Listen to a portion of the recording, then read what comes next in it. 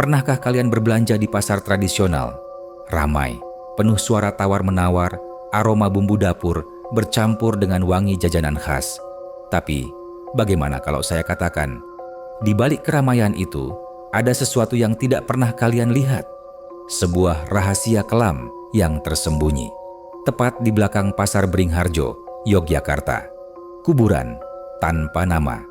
Dan dari situlah, semua kisah menyeramkan ini berawal. Sebelum kita mulai masuk ke cerita, jangan lupa untuk tekan tombol like, subscribe, dan aktifkan lonceng notifikasinya supaya kalian tidak ketinggalan cerita-cerita horor terbaru yang bikin bulu kuduk merinding. Pasar Beringharjo adalah salah satu pasar tradisional paling terkenal di Yogyakarta. Siang hari, suasananya ramai luar biasa.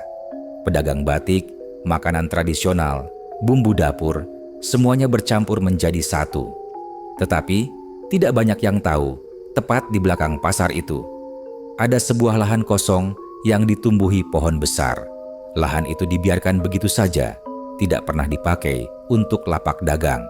Dan, menurut cerita warga sekitar, disitulah terdapat sebuah kuburan yang tidak pernah diketahui siapa pemiliknya. Masyarakat setempat hanya menyebutnya kuburan tanpa nama. Nisan yang sudah patah, samar-samar tertutup tanah, tanpa tulisan apapun. Konon, setiap kali ada orang yang mencoba mendekat, terutama saat malam hari, selalu ada kejadian aneh. Cerita ini dialami oleh seorang ibu muda bernama Rina.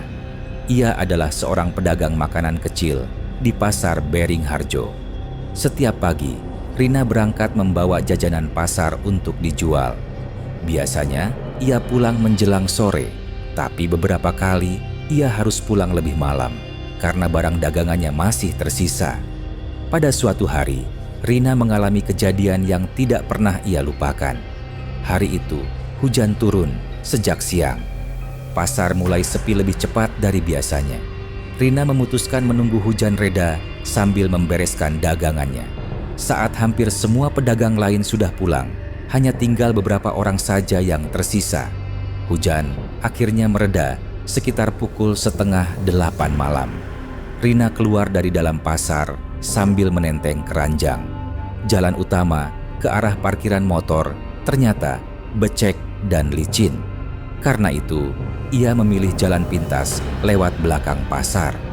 Teman-temannya pernah memperingatkan, jangan pernah lewat belakang pasar kalau malam. Tapi, karena hujan, Rina berpikir tidak ada salahnya mencoba sekali saja. Saat berjalan melewati lorong sempit di belakang pasar, suasana terasa sangat berbeda. Sunyi, hanya terdengar tetesan air hujan dari atap seng. Di kejauhan, terlihat pohon besar menjulang, dan di bawahnya ada tanah yang tidak rata. Langkah Rina terhenti. Ia melihat sesuatu. Ada batu nisan kecil, kusam, berdiri sendirian. Tidak ada tulisan, tidak ada nama. Rina baru sadar, itulah kuburan tanpa nama yang sering dibicarakan orang. Namun, sebelum sempat berbalik, Rina mendengar suara lirih, seperti anak kecil menangis. Suara itu terdengar jelas, seolah-olah berasal dari kuburan tersebut. Rina merinding. Ia mencoba menenangkan diri.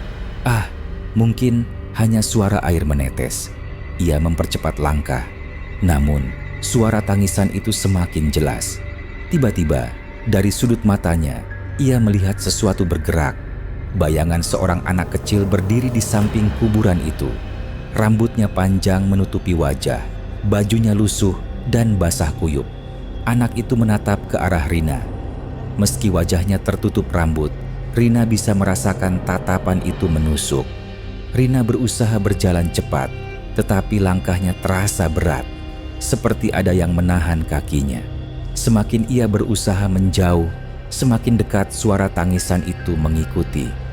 "Jangan tinggalkan aku, jangan tinggalkan aku."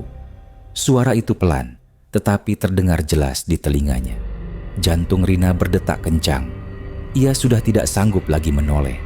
Sampai akhirnya, ia mendengar suara tawa lirih. Dan dari ujung matanya, ia melihat anak kecil itu tiba-tiba berada tepat di belakangnya. Rina berteriak sekuat tenaga, dan langsung berlari menuju arah parkiran, tidak peduli becek atau licin. Sesampainya di dekat motor, ia menemukan beberapa pedagang yang masih menunggu hujan reda. Mereka kaget melihat wajah Rina pucat pasi dan tubuhnya gemetar. Rina hanya bisa menunjuk ke arah belakang pasar sambil terbata-bata berkata, Ada anak kecil di sana." Seorang pedagang tua kemudian menenangkan Rina. Dengan wajah serius, ia berkata, "Kamu tidak seharusnya lewat sana. Anak kecil itu bukan manusia." Menurut cerita para pedagang, dulu, puluhan tahun yang lalu, ada seorang anak kecil yang hilang di sekitar pasar. Ia ditemukan meninggal di lahan kosong itu. Tidak ada keluarga yang mengakuinya.